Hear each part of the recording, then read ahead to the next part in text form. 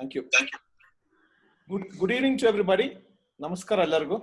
My name is Dr. Sharan Srinivasan. I am a practicing neurosurgeon in Bhagwan Mahavir Jain Hospital in Bengaluru City. I am the secretary of the Vipra Vaidya Vedike, and we are very happy that we are organizing a first combined forum with the other Vipra, associations, Vedikes, and I have to thank Dr. Karthik for taking this initiative and really bringing this on board. I welcome all of you on board of this wonderful first seminar of the many that I promise that we will all have together, and I think learn to network and help each other and support each other. So at the outset, the couple of requests that we have is, our coordinator is going to mute all our, computers or phones. And if any of you have any challenge or any comments, questions, please do use the chat box to do that. And we will try our best to address as much as possible. And in a sequence, we will allow you people to, ask questions once the thing is done. I now call upon our president, Dr. Muralidhar Rao, who is a consultant vascular surgeon at Jupiter Hospital. And he will give a 2 or 3 minute talk on what VVV, the Vipra Vaidya Vedike, is all about. Dr. Murli. Yeah. Thank you, Sharan. Thanks for introducing.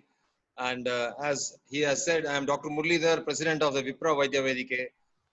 Actually, about little more than 2 years ago, we started this Vipra Vaidya Vedike, a platform for the Brahmin doctors. So we defined all types of Brahmins in the one umbrella, under one umbrella, and then all types of doctors. Now he can be an allopathic doctor, Ayurvedic doctor, a homeopathic, a dentist, or even a paramedic can become members. So, and because of this, thanks to this situation, lockdown situation, where we are not unable to meet and all that, so we thought of organizing a series of webinars which will interest everybody, like the common Vipra mindset. So I think it was a nice occasion. Dr. Karthik suggested, and now in collaboration with the Vipra Professional Forum and the Business by Brahmins, and even we are in touch with various other Vipra organizations where we want to organize such similar programs, which is quite interesting.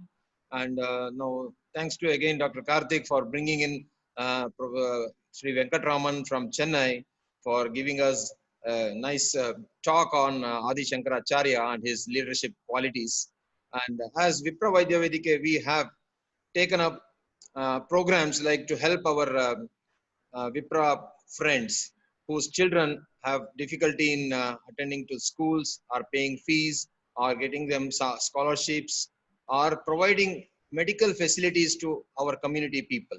So this was the main purpose with which we started. And we are in touch with our Akhila Karnataka Brahmana Mahasabha and its president, Sri Venkatramanji, where we want to provide them a very systematic insurance to the entire Brahmin community. We are working for that. In that regard, we will later on coordinate and collaborate, and we need all your cooperation. And it is a nice occasion to come together, Vipra Vaidya Vedike with the Vipra Professional Forum and Business by Brahmins. So let us not waste much time. We are all eager to hear to Sri Venkatramanji, and I request Sharan to call Dr. Karthik to conduct the proceedings. Thank you very much. Thanks. Sharan. I think Suraj, unmute Sharan. Sharan, can you unmute yourself?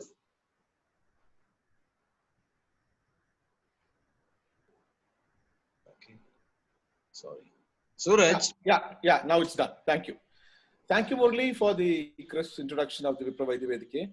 We will take this program forward, and we actually had another gentleman called Mr. Jayatirtha, who was a committee member of the Vipra Business Forum, a similar forum in Bangalore. Unfortunately, he is not able to get online at this current context. So as soon as he comes online, we'll see if he can introduce himself for a minute. So we're going to go to the next step, which is inviting Dr. Karthik online. Dr. Karthik, please come over and do introduce your organization and the associates, and Sri Venkatraman. And please anchor this whole program till the end. Thank you very much. Dr. Karthik, please. Thank you, Dr. Shan. Thanks for the opportunity. As our President Venkatesh said, we have Vipra Professional Forum from Mysore. Currently, Vipra Professional Forum Vaidya Vedike, we are organizing, we are the co-organizers of this event. Along with that, I thank BBB for joining hands with us. And this moment, I ask Anant Nagraj to give a brief introduction about BBB. We have already given our introduction of BPF, and I request Anant to give a brief introduction about BBB for 1 minute. Anant, kindly unmute Anant Nagraj.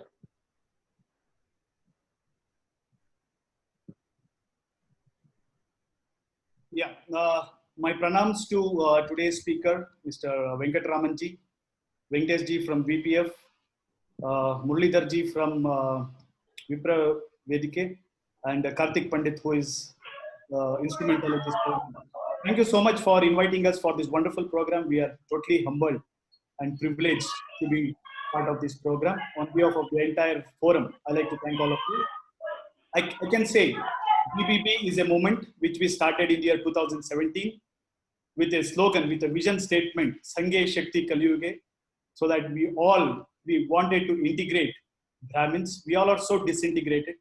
We want to integrate all Brahmins, and we want to build a global business platform where we have a lot of resource, we have skills, we can really harness that, and we can uphold Brahmin brotherhood. This is our intention. And also, our intention is to fund the deprived in our community for the education. This is how we are working for 3 years now. We are 5 chapters, 2 in Mysore, 3 in Bangalore. We are about 278 members and counting. We have done business to the tune of 15 crores, and our vision is to have multiple chapters across the length and breadth of India. God willing, Godspeed, we should be spreading our wings across the ocean. We should be having our chapters in New Jersey and Singapore as well very soon. So the whole agenda here is to integrate and to build a good business platform for our businessmen in our community, where we can leverage, we can take our business to the new heights, we can take our businesses to the newer geographies. Thank you so much for giving me an opportunity to introduce about BBB. And as everyone said, it's high time that we all come together, we all work together, grow together. Together we will, together we stay. Thank you so much, and we all will looking forward to meet you all and work with you all. Thank you. Thank you, Anant, for a brief introduction about BBB. Sir, now I take this wonderful opportunity to introduce Sri N. Venkatraman. Namaste, sir. It's been our pleasure to introduce you.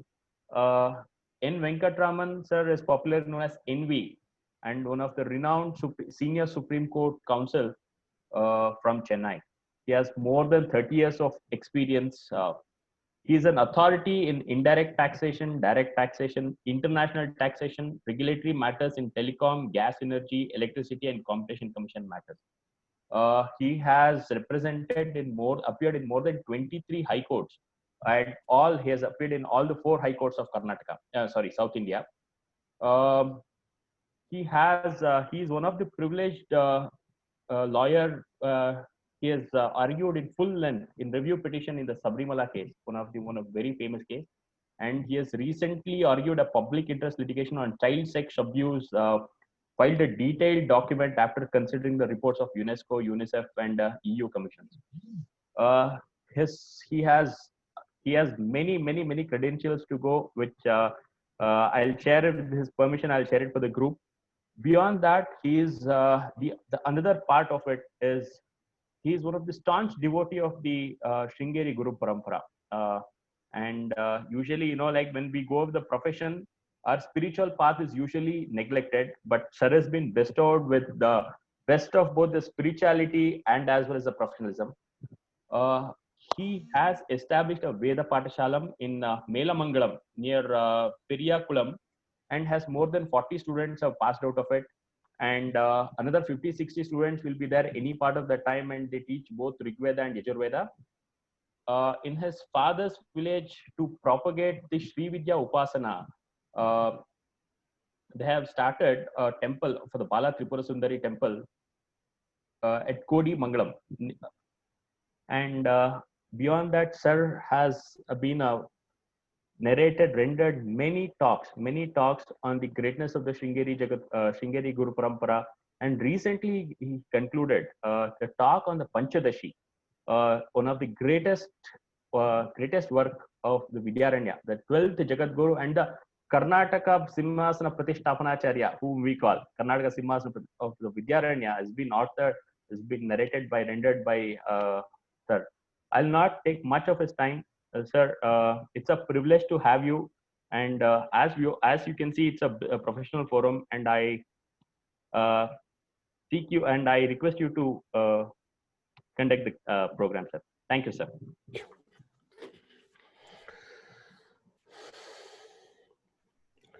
माला सुधा कुंभ विबोध मुद्रा विद्या विराजत करवारी जाता अपार कारुण्य सुधांबुराशिं श्री शारदांबां प्रणतोऽस्मि नित्यं शंकारूपेण मर्चित्तं पंकीकृतमबोध्यया किंकरीयस्य सामाया शंकराचार्यमाश्रये विवेकिनं महाप्रज्ञं धैर्योदारक्षमानिधिं सदा अभिनवपूर्वं तं विद्यातीर्थगुरुं भजे अज्ञानां जाह्नवीतीर्थं विद्यातीर्थं विवेकिनां सर्वेषां सुखतं तीर्थं भारतीतीर्थमाश्रये विद्याविनयसम्पन्नं वीतरागं विवेकिनं वन्दे वेदान्ततत्त्वज्ञं विदुशेखरभारती.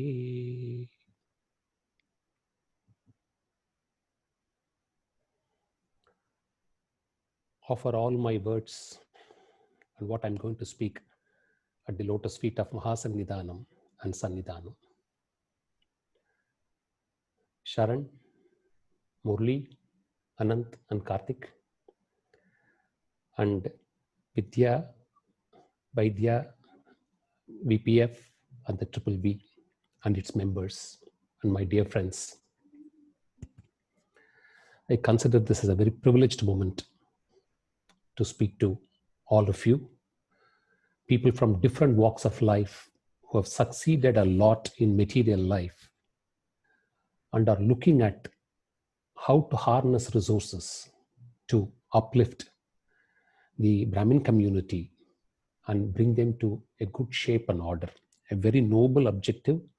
I saw your menu of activities, which is amazing, and sincerely pray to Acharya that you should expand as quickly as is possible to cover as many people as you can and bring them with good values, good morals, good ethics, and so that they stand up as pillars of the various verticals of life.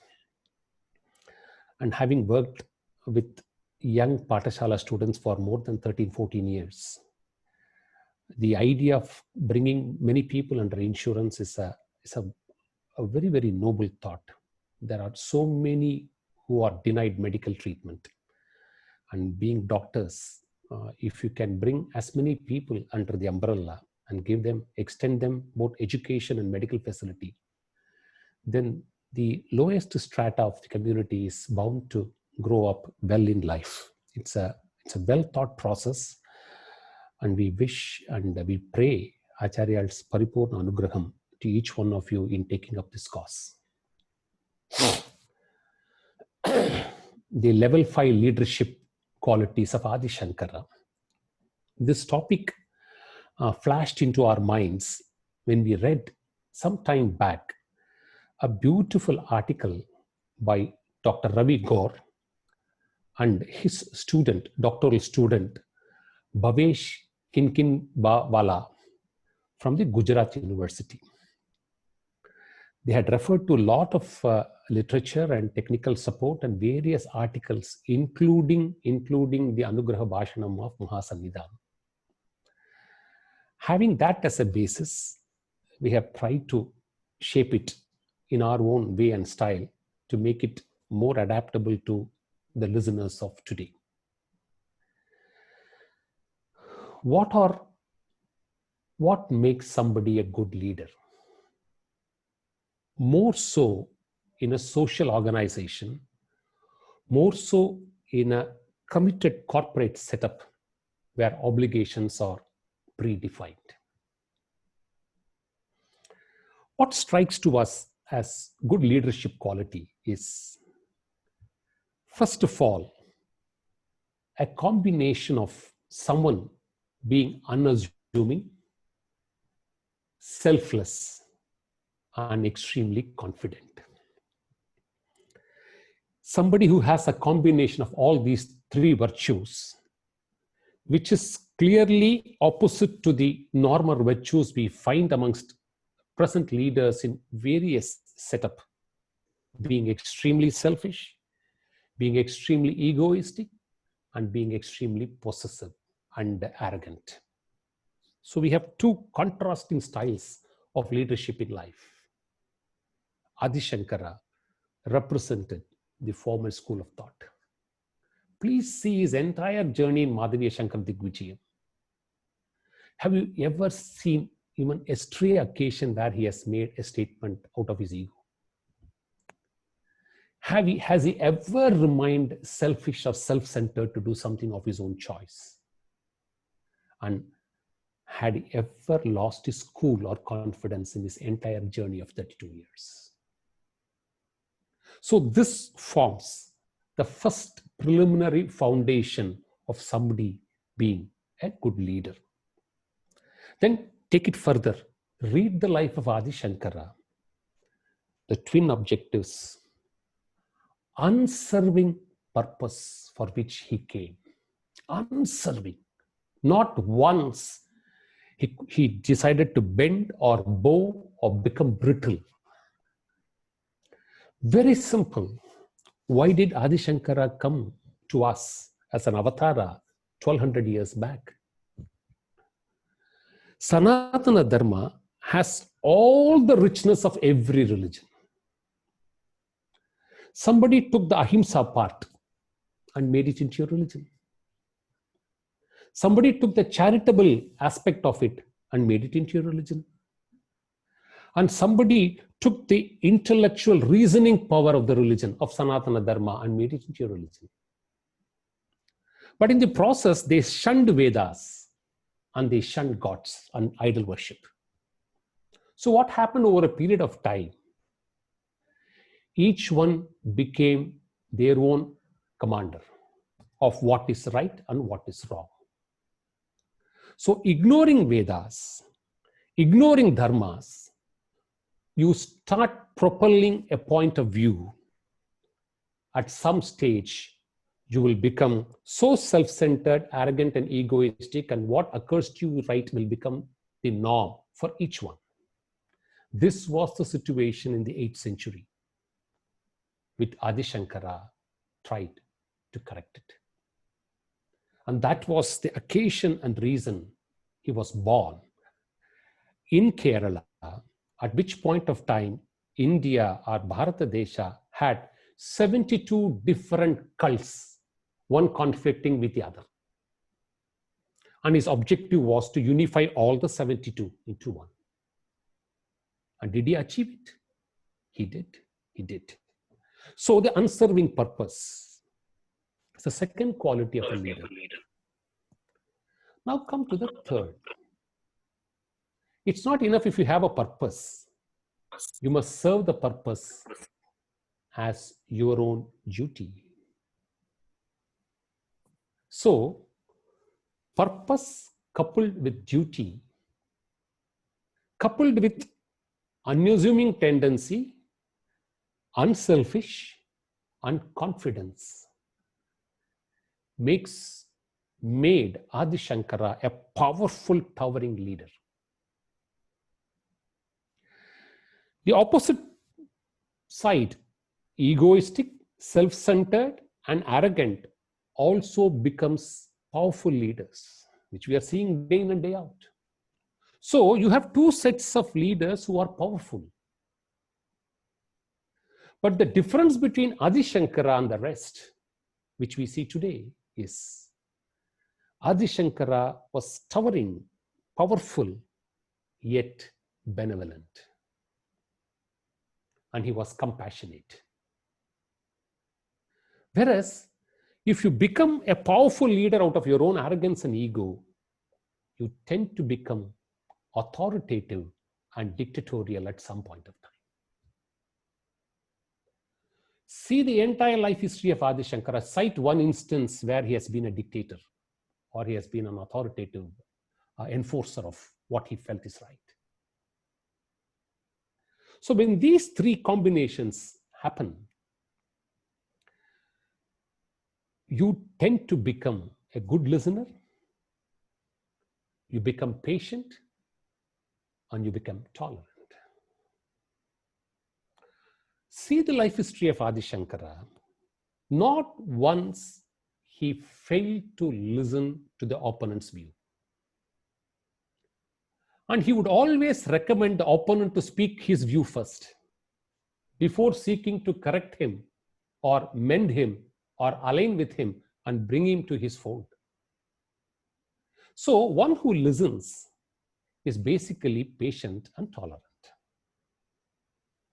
And once you have tolerance, you get the natural ability to be friendly even with your adversaries, which is getting along with anyone is an important and vital leadership quality with Adi Shankara nurtured throughout his life. He had confronted 72 different schools of thought. But please show from his history somebody feeling so bad or speaking so ill of Adi Shankara after having Adi Shankara conquered his viewpoint. Not one. He got along very well with every one of them. And the most important quality which he possessed, which all of us should possess, is having all these rich attributes of leadership is not sufficient. You should combine it. All this will should combine with divine will. Unless you combine all your leadership virtues with a divine will, it will not mature into a performance or a success. Go back again to the life history of Adi Shankara. He had the darshan of Shiva, the darshan of Narasimha.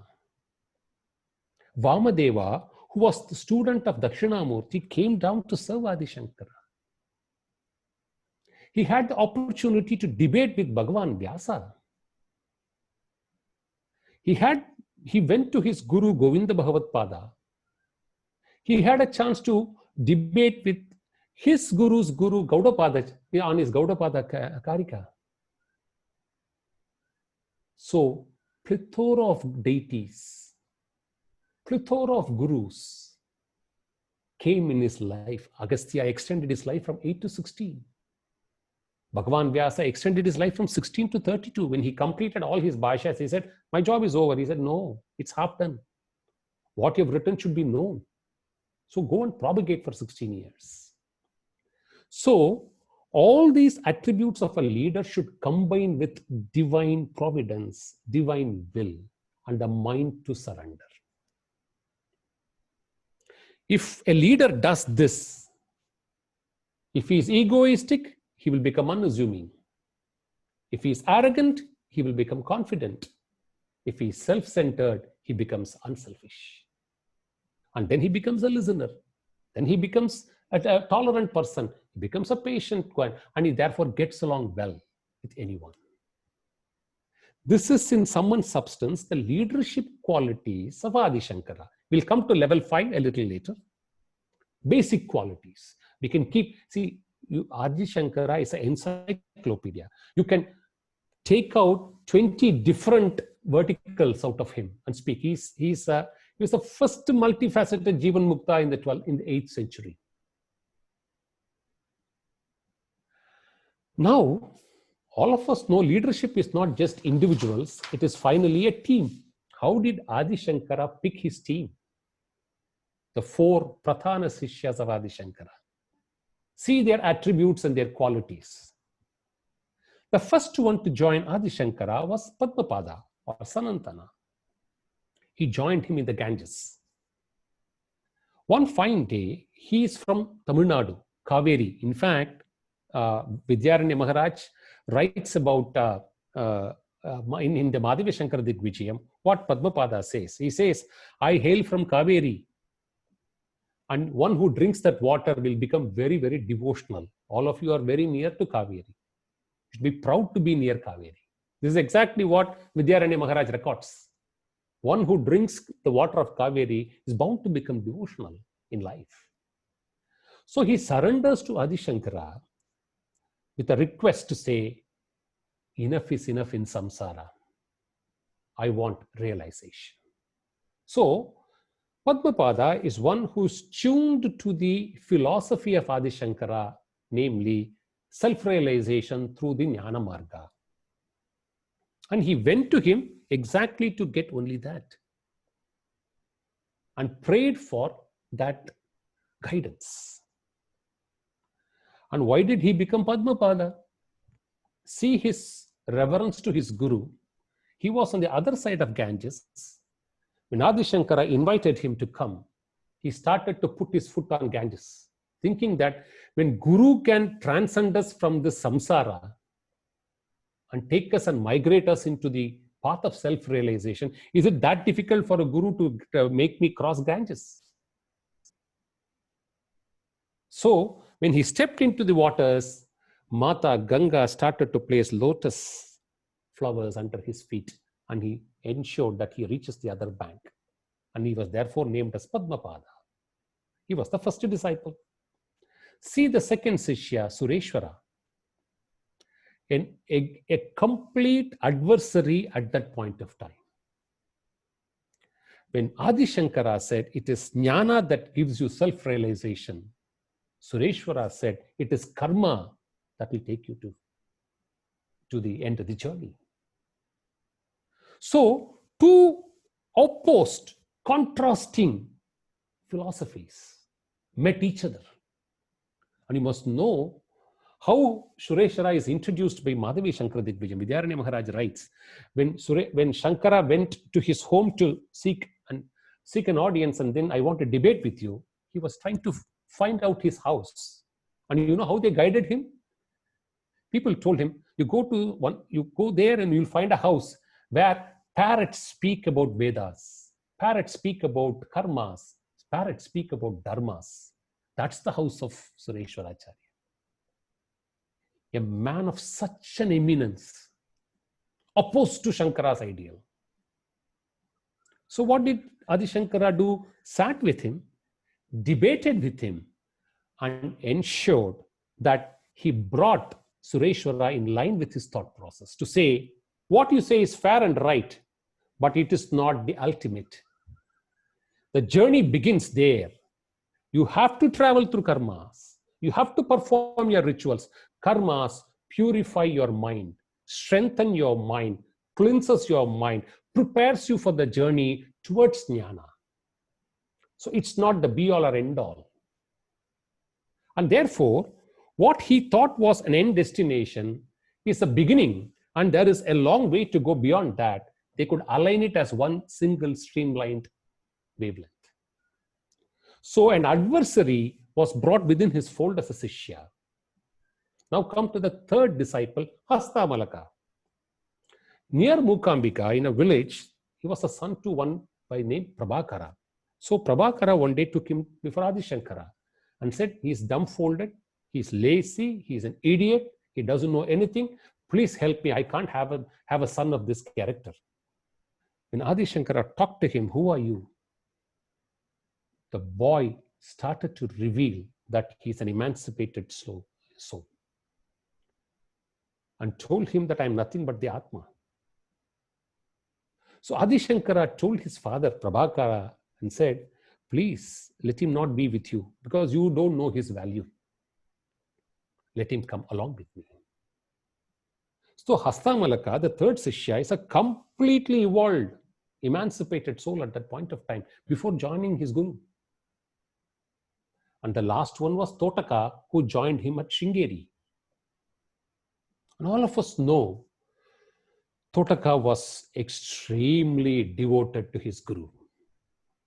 he was not as intelligent as Padmapada or Sureshwara, or as evolved as Hasta Malaka. All he did was mercifully holding the feet of Adi Shankara and did whatever service he can do to him. And what the story says this, when everyone was ready for the class and Totaka was elsewhere, Shankara said, we should wait for Totaka to come. Padmapada said, talking to this wall and Totaka is one and the same. Why do you have to wait? You know what did Adi Shankara do?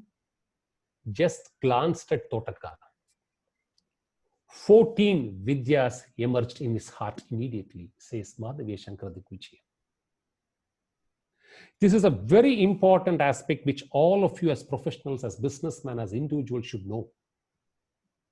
The power of tapas, enduring tapas, what can it do? A tapasvi, if he just thinks good for you, may good things happen to him.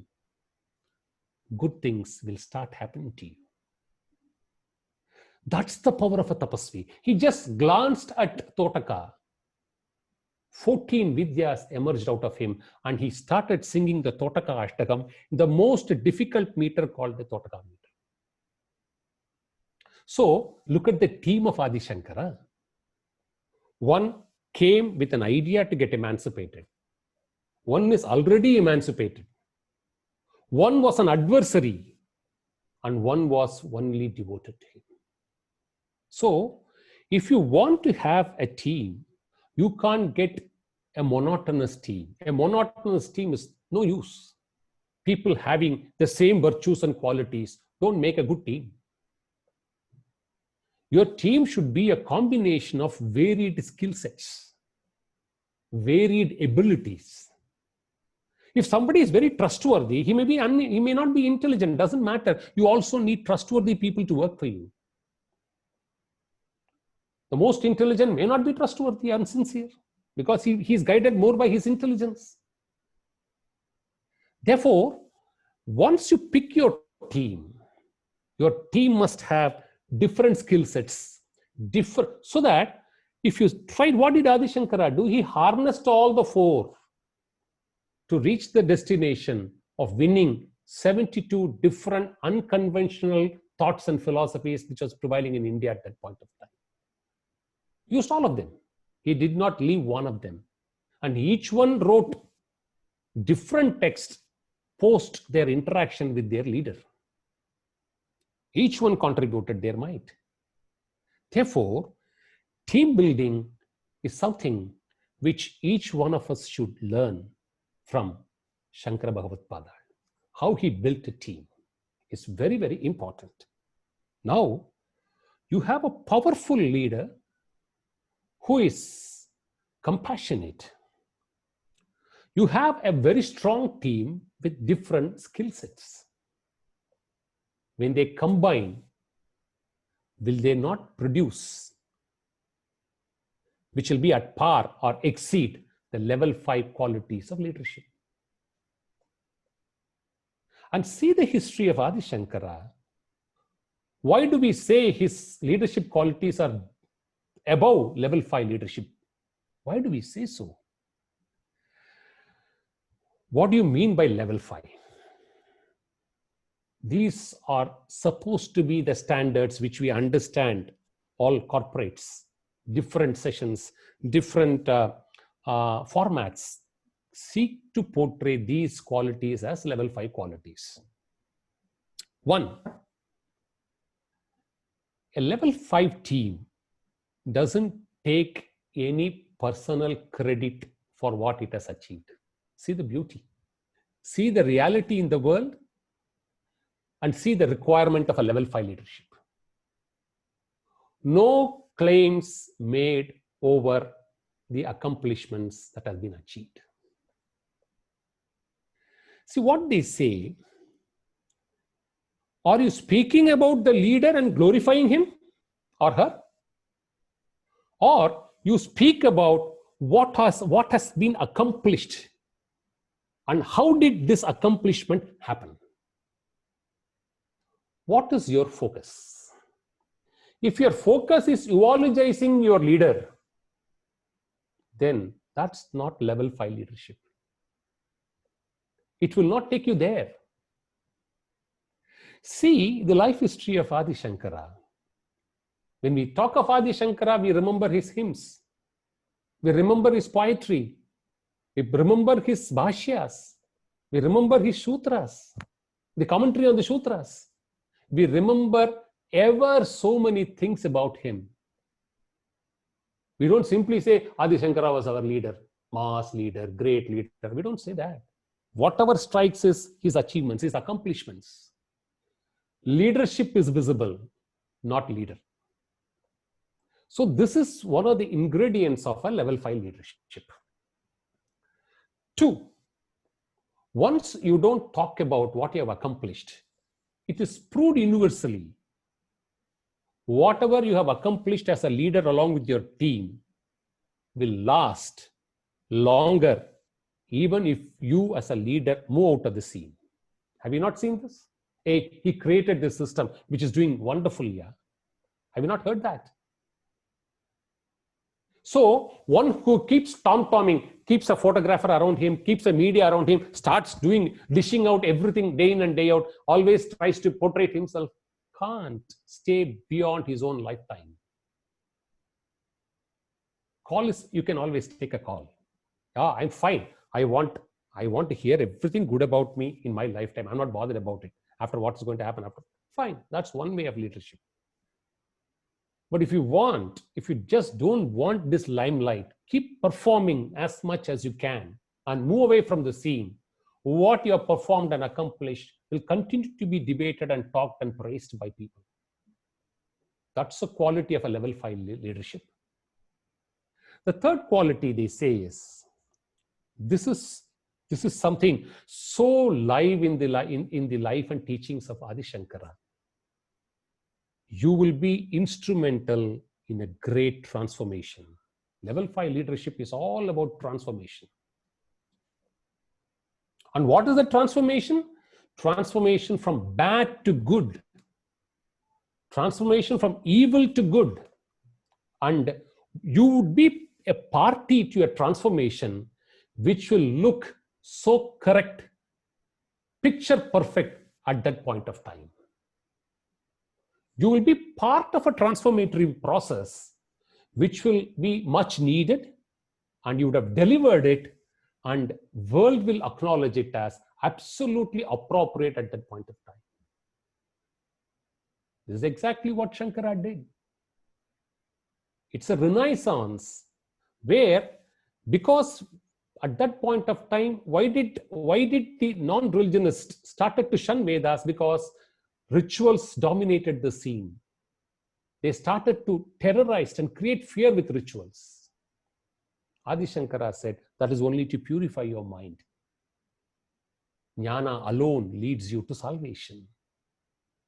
So when he revitalized and re-established that doctrine, after different multiple schools of thought, he remained there, and people found his logic, his reasoning, his doctrinal approach as perfectly valid and right.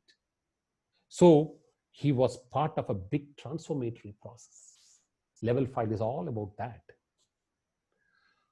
Once you are a part of a transformatory process, then there is a huge difference between the two sets of leaders. An egoistic, selfish, and arrogant leader will be still a successful leader in modern life. Materially, he will be able to do some things because he's a leader. After all, people are around him. He will be a successful leader in his lifetime. But an unassuming, unselfish, and a confident, good listener, a compassionate, a powerful leader becomes not a successful leader, but becomes an accomplished leader.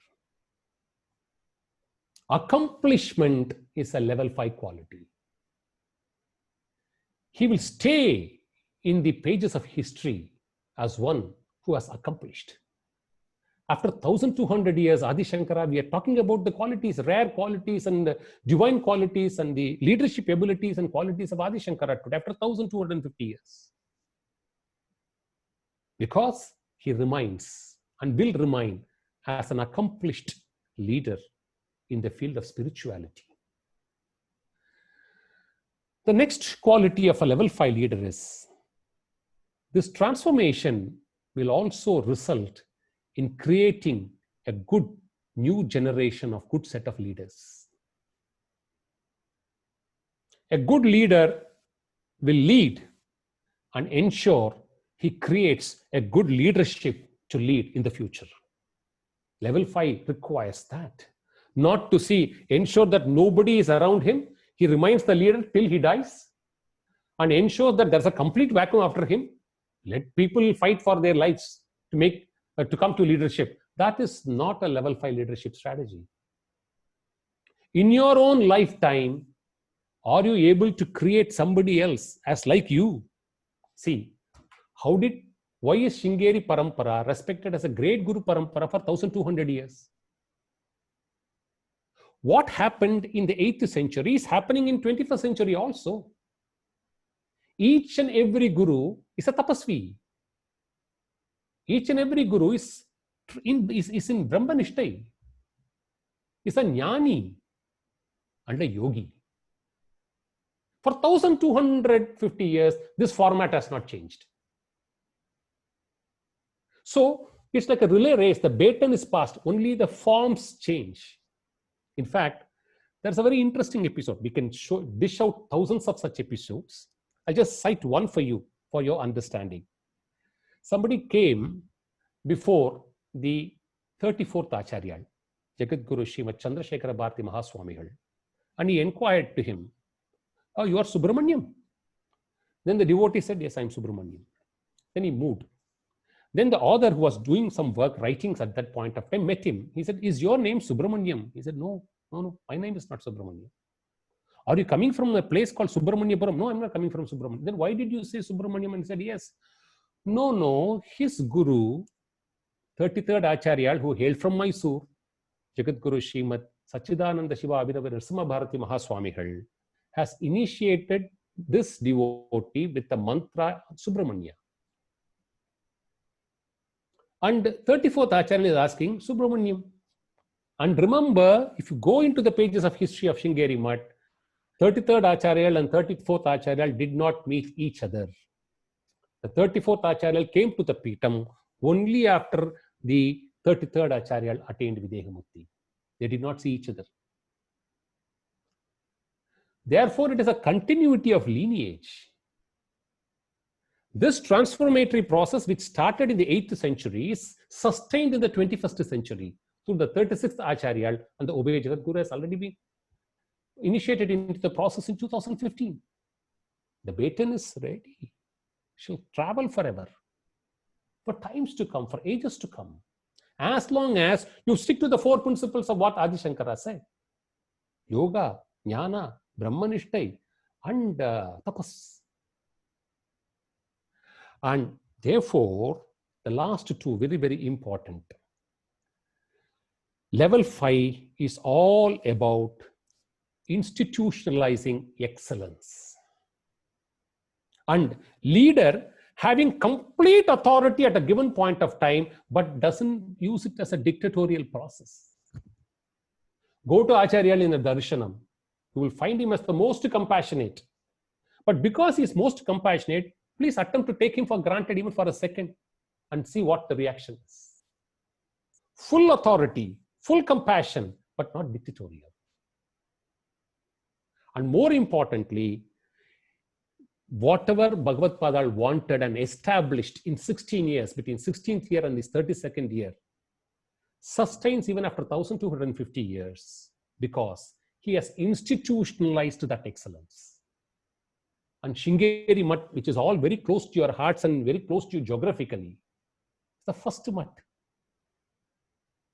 and sustains it, his excellence. So these are the attributes of, say, leadership level 5. I have 5 more minutes, Doctor, and then I'll close it. So what are the takeaways? Ultimate takeaways. As what we do normally in our life. The takeaways are: 1, whenever you get the occasion to be a leader, in whatever you do, try to identify the potentials of people around you. Adi Shankara did only that. See, Karthik, I have 6 minutes more. Do I have? Yes, sir, you can go. Yeah. Yeah. Yes, sir. Yes, sir. You can speak. No problem. Yes, Thank you. Thank you. thank you. See, I will, before I come to the takeaway, this conflict management, I should also, because today the biggest issue challenge for any leaders is conflict management. Adi Shankara managed conflicts. He called Sureshwara and asked him to write a Vartikam, which means a critical commentary on one of his works. Immediately there was an objection by others, saying that Sureshwara has migrated from karma to jnana. And you're asking him to write a critical commentary on a text which is delineating on jnana. What is the assurance that he will start reiterating what he felt is right in Karma Kanda? So there was a big opposition. So everybody recommended Padmapada should do it. When Padmapada was summoned, exactly what happens today happened there. He said, if you feel that somebody has to do, why not Hastamalaka do it? Because he is already an emancipated soul. Adi Shankara, see how he discusses. See, a good leader is one. How does he manage conflict? When you manage conflict, you cannot put one down and raise one up. This is a very, very critical principle of conflict management. It is, if you meet with a conflict, it is unfortunate. But once you meet a conflict, you have to ensure everybody's ego is preserved. What did Adi Shankara do? He said, Hastamalaka is an evolved soul, but he believes in being in silence. He cannot externalize Advaitam. He is one who believes in reaching God. If you ask him to do a pravachanam on it, how will he do it? So we cannot, he is not fit. So he said, let not both do. So he gave a separate work. He asked Sureshwara to write Naishkarma Siddhi, and then he asked Padmapada to write yet another script. And after he completed it, he allowed Sureshwara to write Vartikam on 2 of his Upanishads, Vrihadaranyam and Taittiriya. So conflict management, what is important message in conflict management is,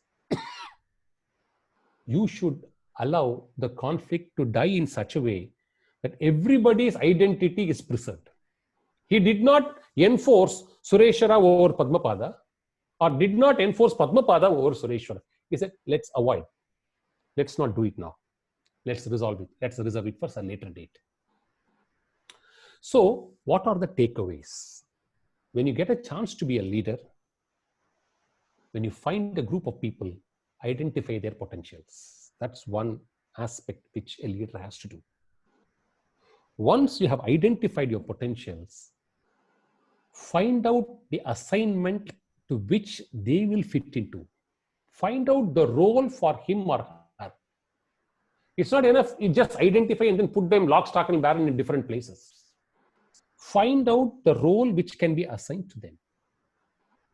If you do the first 2 steps, you will gain credibility as a good leader. And once you gain credibility as a good leader, start empowering your team slowly. Exactly what Bhagavad Padal did. He identified 4 of his Sishyas, assigned them different tasks, made them to go and sit in 4 different places as the 4 Amnaya Mats, and then made them to work, preach, propagate, through which his philosophy gained credibility. And he empowered all his Sishyas. And what did he finally do? Once empowerment has happened and they are able to take care of, Bhagavad Padal withdrew himself from the scene. A good leader is one who should be ready to quit after he has accomplished what is needed. He should not be going on holding to power. The tendency to stay on will not augur well. See, at one point of time, the reverse logic will start applying. The graph will start climbing down beyond a point. You should be able to quit when the graph is high. Shankara withdrew. And let me sum up with this saying. See, Durga, Lakshmi and Saraswati are three deities which are close to our hearts. Saraswati gives you enlightenment. Durga gives you empowerment. And Lakshmi gives you enrichment. Now, there is an obligation attached to all the three deities as a devotee. If you try to own them as yours, they are very difficult to manage. But if you don't own them and be their custodians, if you are a custodian of empowerment or enrichment or enlightenment, each devata will handhold you, guide you, and make you go cross steps in life. On the contrary, if you start to own whatever, it's knowledge, I own it. Money, it's my money. If you start owning it, then along with it, you will have to own crookedness, cunningness, hardness, cynical, non-compassion, all because you own. Adi Shankara had done so much. Has he made any copyright issue anywhere? No. It's all contributed to the wisdom of the world. So, if you don't own and start doing things, magic will happen through you. Adi Shankara has taught all this to us and much more. Today, we could see Shankara Bhagavad Padal through a small window of what he is. This is not Shankara Bhagavad Padal. A small window, maybe 0.0001% of what he is to all of us. But having defined a topic, we should confine to the topic. And therefore, what is important is, let me close with this, because most of you are from Bangalore. Institutionalizing excellence, very difficult and rare. Show me, let's work through history. We don't say it with pride. We say it with humility, but we say it with deep, sincere bhakti and devotion and being very fortunate. You cannot find an institution which is 1,200 years old, blemishless, and an institution which continues to impart the human touch, the compassion. Adi Shankara has laid down 2 ground rules for every Pitathipati of Sringeri Math.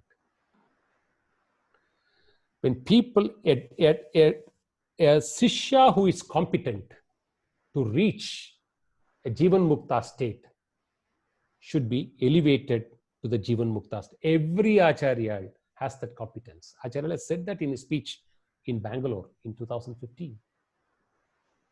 This Pitam has the ability to initiate Sishyas and transform them into Jivan Muktas. So this is for the most competent. But what about ignorant?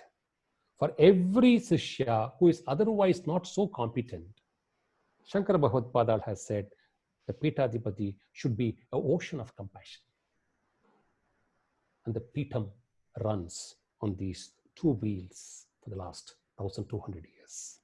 I thank once again the Triple V, the VPF and the Triple B and the various individuals who had asked me to come and speak. To speak about Bhagavad Padal, it's most joyous moments in our life. To speak about our Acharya gives the immense pleasure. And I once again surrender the entire talk at the lotus feet of Mahasannidhanam, Jagadguru Srimad Bharati Tirtha Mahaswamihal, and Sannidhanam, Jagadguru Srimad Vidushekara Bharati Swamihal. Humble pranams. Thank you so much. Thank you, sir. Thank you very much. Thank you, sir. Thanks for the wonderful talk. We have many questions coming. I'm ready. I'm ready. As long as you all have time. Sir, first I'd like to say, sir, we all have seen Shankara Bhagavad Pada in a divine form, but putting us the perspective of Shankara Bhagavad Pada as a leader of par excellence is something which most of us is unheard of. We are, as you truly said, leadership is visible, not leader, and institutionalizing the excellence of institutionalizing the institution of Excellence. par excellence. And what we are seeing is in the divine feet of Mahasannidhanam and Sannidhanam, the leadership is truly intact, and we are really humbled to have you on our show, sir. Thanks a lot. Sir, we have some questions. Mr. Anand Desai, in the beginning, sir, you had said if there is a God's divine will. Sir, they just want some example on this, how it comes and how can we experience it. And also the continuation part of the question is, are the leaders made or the leaders born? By just reading the management things, can we become a leader? See, I'll take the second question first and develop it into the first question.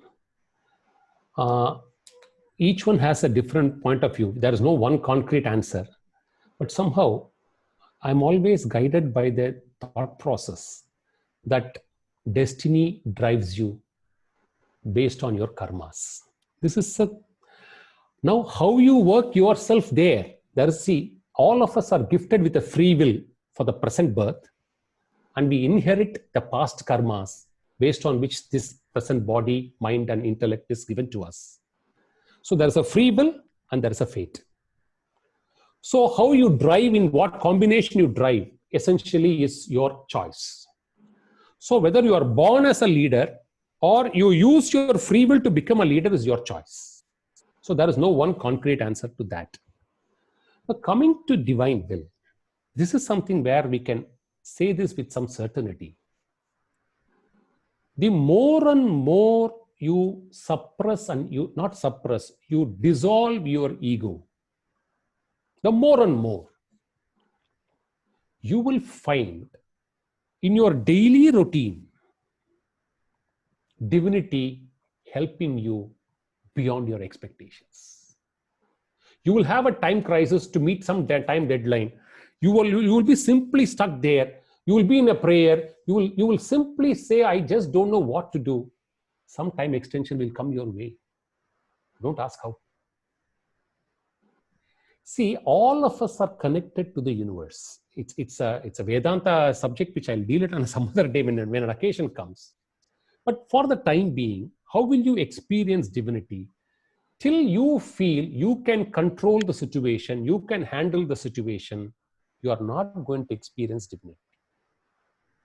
The moment you say, whatever I'm able to do, I do it as a duty, but something has to take control over me, give that leverage into your daily work and routine. As doctors, how many times you would have seen miracles happening in the operation table, in your diagnosis, in your consultation, in suddenly patients getting cured. You will attribute it to yourself, that's your call. But if you find something happening beyond your effort, then give that moment of happiness and call it as divinity and keep expanding it slowly in your life. You will have more and more such moments coming in your life. And how did Shankara? He got Shiva to guide him. He got Vyasa. He got Gaudapada. He got Govinda. Narasimha, when see his level. How will you see divinity? The Kapalika said, I need a head of a king or a head of a saint. Getting a king's head is difficult. I want your head. Are you ready to prepare to give? He said, this body is going to anyhow perish. Let it perish for you. It doesn't matter. Come, but don't tell my disciples. So he went into meditation and said, cut my head. I'm ready to sacrifice. So he did not he did not plan how to ensure that my head is not cut. He said, take it. And what did he do? But Narasimha came through Padmapada and vanquished the Kapalika and saved the life of Shankara because he has a mission still to complete. This is the power of divinity which Mahadeva Shankara Digvijayam says. Sir, the second question is from Arun Iyengar. Is leadership is all about the sacrifice? Good. See, it's a very good point. That should be one. In fact, the takeaway when I say start to withdraw. See, sacrifice, the word sacrifice has two components, according to me. One is the power to renounce. Another is the mind to surrender. The power to renounce comes when you do your own work as a duty or service. That's what we call it as the karma yoga. You can do every work as a karma with attachment to it, or you can do every work as a yoga without attachment. The ability to renounce. That is the component, one component of sacrifice when you do the work. This comes out of the ability to renounce. The second component of sacrifice is the ability to surrender to a higher force. Now, the ability to surrender comes only via bhakti. That is why Shankara always says, what purifies you and what strengthens you is do your daily work with an ability to renounce. Do your daily prayer with a mind to surrender. Once this two starts to blend in one's life, then he or she will start sacrificing everything around them. And if you are a leader, if you are ready to sacrifice for your team, ready to sacrifice for the cause, which is exactly what Shankara did, then you will remain as an accomplished leader all throughout your life and even after that. So sacrifice is a very important component for leadership.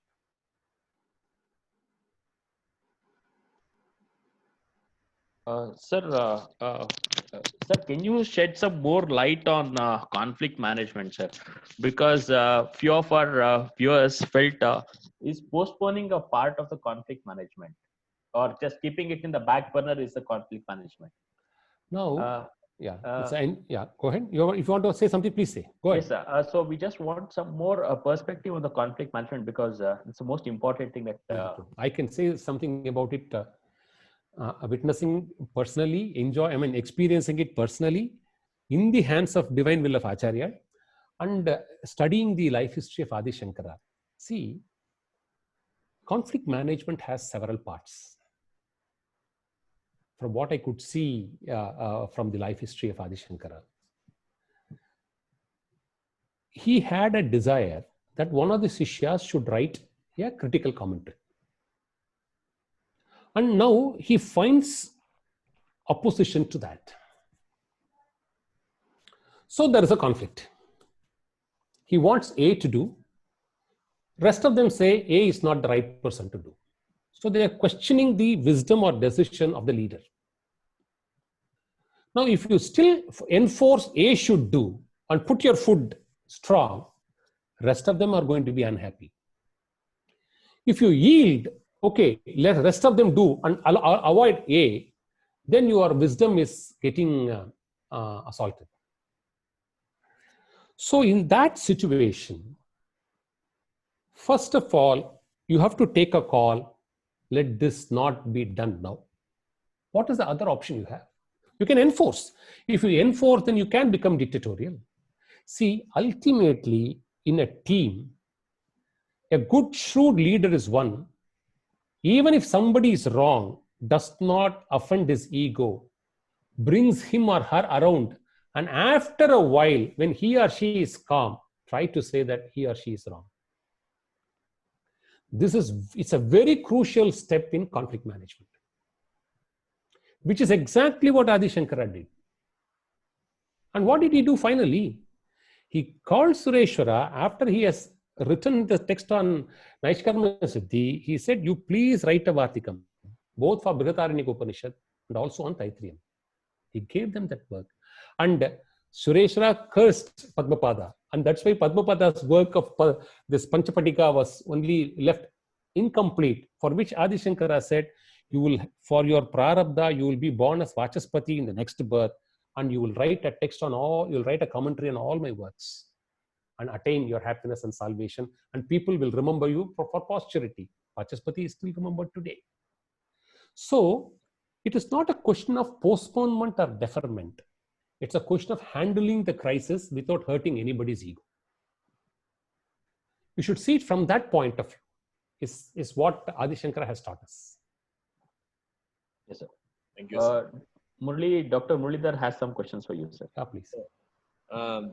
So, namaste, NV sir, namaste, and it was a very, very useful and very apt lecture for the present day, and for all of us who are owning our own organizations. And catching word which was told by you was institutionalizing excellence, and it was a fantastic, I think, phrase which everyone should adopt in our institutions.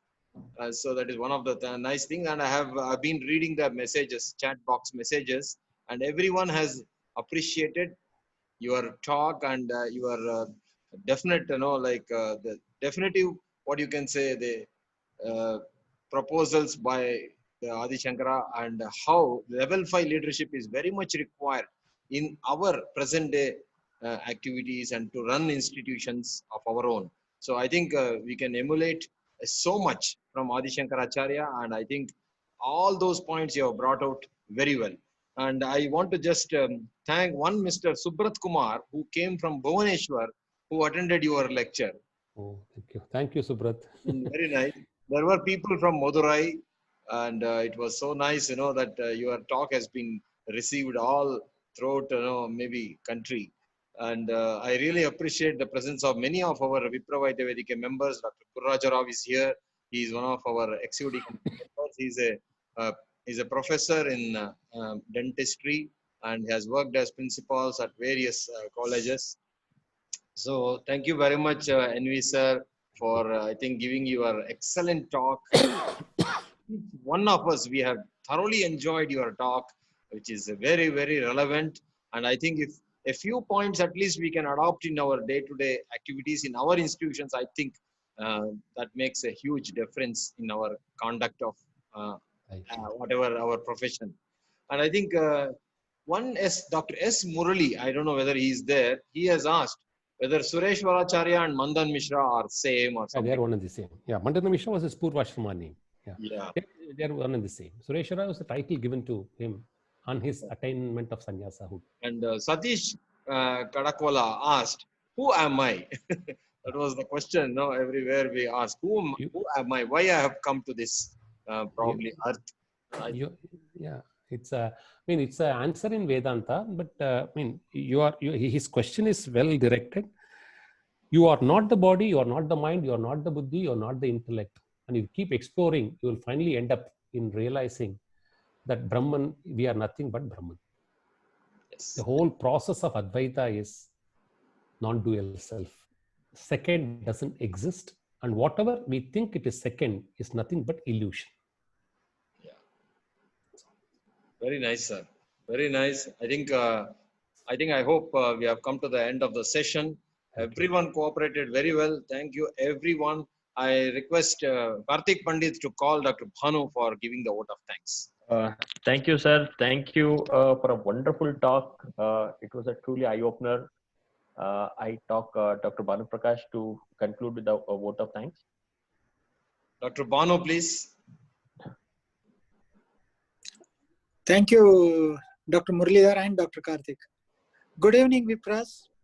At the outset, I would like to thank our guest speaker, Sri NV, for his enlightening and illuminating talk on Adi Shankara and the management part of it. It was a really great talk. 250 people had attended the session at one time, and I think that speaks volumes of the interest that was shown by all the people. Thank you, sir. Thank you very much. I would then now thank the office bearers of VVV, VBF and BBB. Without telling the names, the list is long for the short of time. For having come out with this innovative idea of a spiritual talk for the professionals. And I think the number and the participation shows what the importance they have attached for this talk. Definitely. I would like to thank all the participants for having joined this to this program and having interacted positively with the speaker throughout the session. Thank you very much. Thank you one and all for the great program. Thank you. Thank you very Thank you, much, sir. sir. Thank you. Thank you, sir. Namaste. Thank you. Thank you so much. Thank you, sir. Thank you.